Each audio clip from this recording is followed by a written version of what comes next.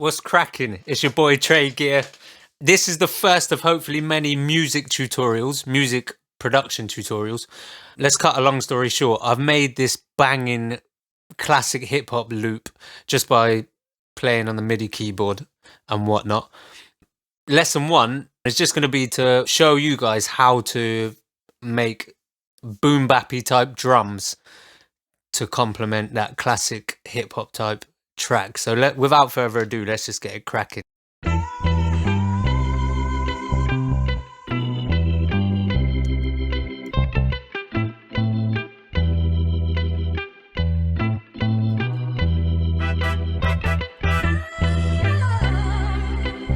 Little soulful samples thrown in there.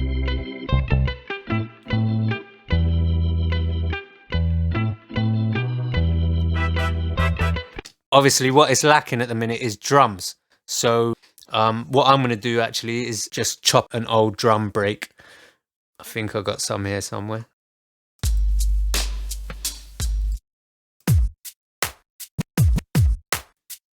Right, I like these two.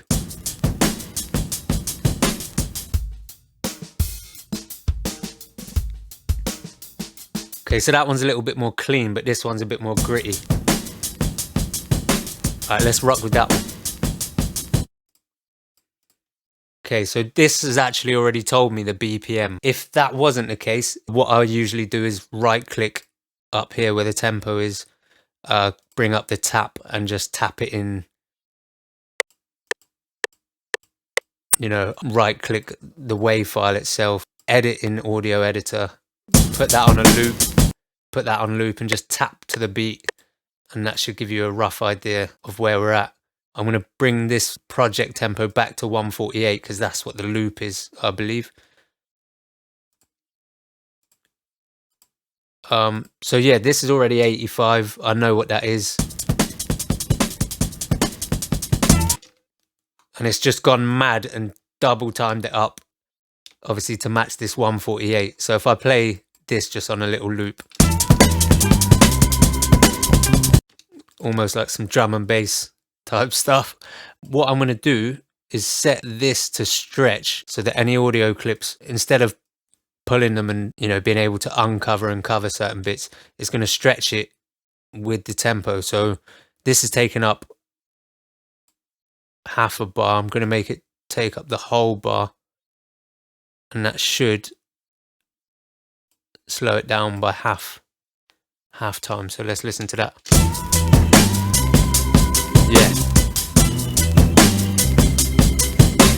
Yeah, that's perfect. Right, I'm going to put this break through to the mixer channel, bring the volume down a bit. Yeah, that's cool. Now, what I usually end up doing is I'll take the loop, and that gives me the sort of organic feel that I'm going for, but they usually do lack a certain clarity or oomph, and you can basically layer up your own drums underneath and just give the overall beat whatever is lacking. So let's listen again.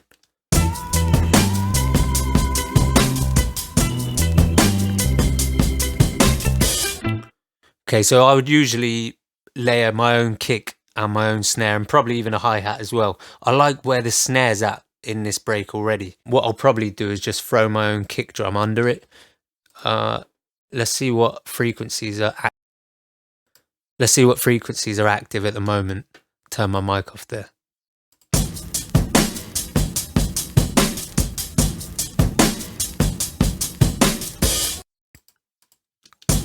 Okay, so what I'm probably going to do, I want to keep some of that break kick in there, but I'm just going to listen again and just sweep up this high pass filter until it's sitting where we need it to be.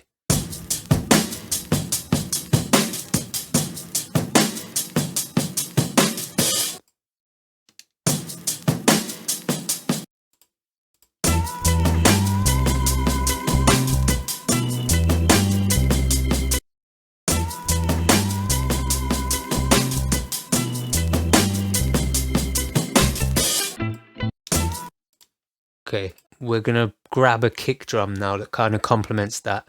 Where am I looking? Gee. Now, do you know what? I think I got some vinyl drums. Yes, right, I remember now. This kick drum is perfect for what we need because it's real punchy and real heavy down low, around sort of 50 to 60 hertz. So I'm going to put that through to its own mixer channel.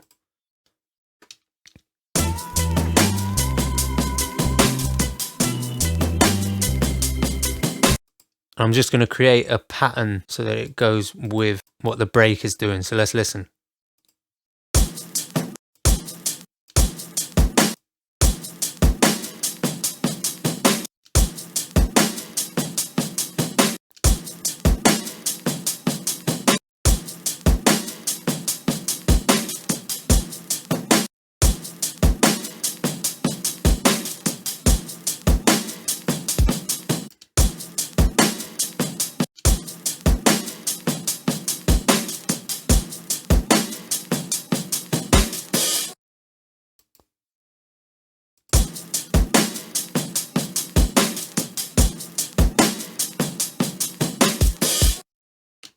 All right, so I like that. Let's just loop this around a sec. Do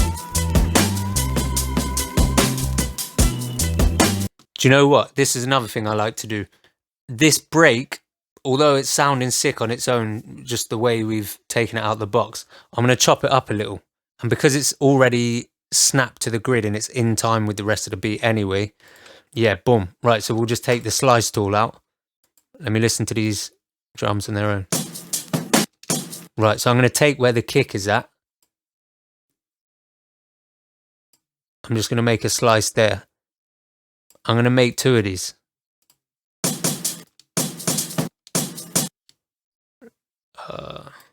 Right, we're still on stretch. So I'm going to take this stretch off so I can cover up some of this. I'm going to put that in there.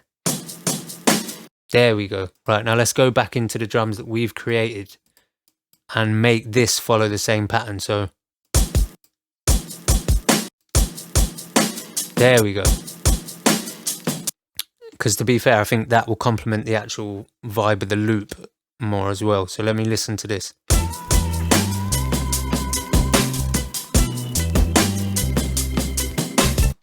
Yeah, let me just copy and paste that.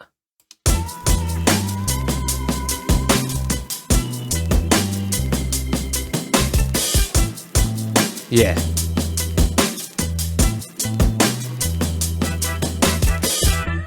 you see what I mean? So you've got the organic feel coming from that break, but then you've got that clarity. Let's say we're listening to this in a club or whatever.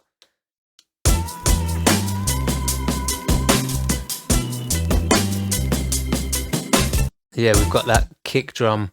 Obviously, we've removed the lows from the break so that whatever low frequencies would have been in there originally, they're not going to clash with this one. I'm actually going to boost this one a little bit, around 60.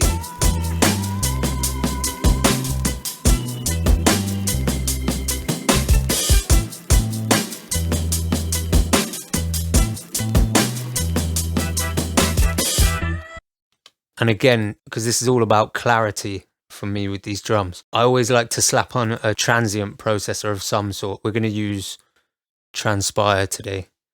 So basically the transient is that the initial sort of energy of whatever's hitting at that particular point, and we can add attack to that or we can take it away, so it either hits more aggressively or less aggressively, and at the same time we can add or remove a tail as well, so we can make things sound more or less aggressive, which is always a plus side. What's good? It's always a plus side with these drums. We want them to be more aggressive in this case. Listen to the kick drum on its own.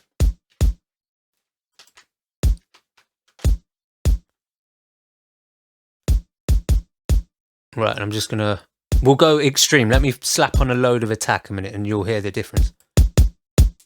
And take off some tail as well. Right, that's too much. Let me put the break in.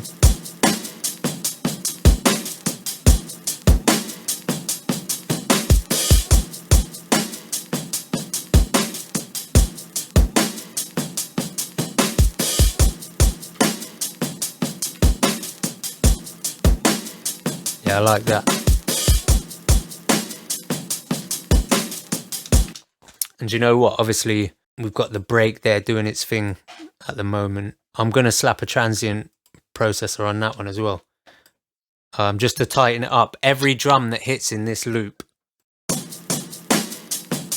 is creating its own transient. So what I'm going to do is just tighten up all of those and just take some of the tail off of that and maybe add a bit of attack. Again, if I show you in an extreme sense,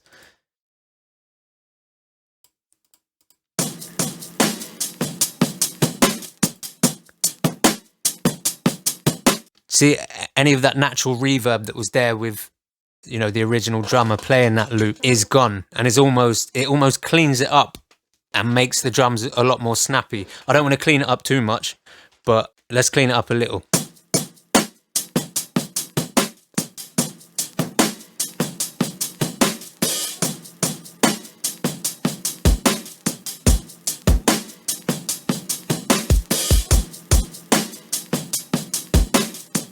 Yeah, that'll do.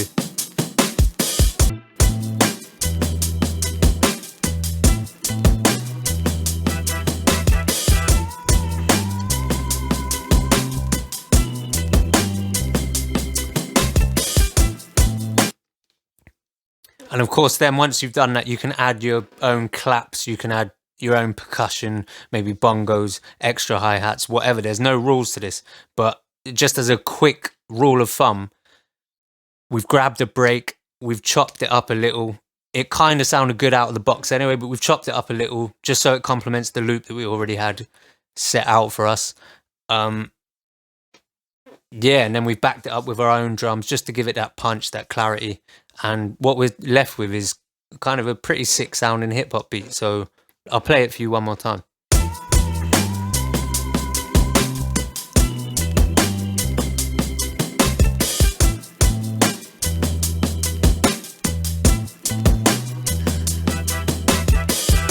Hey, that's not bad for like, what, 10 minutes work? But yeah, obviously you heard that loop in the background.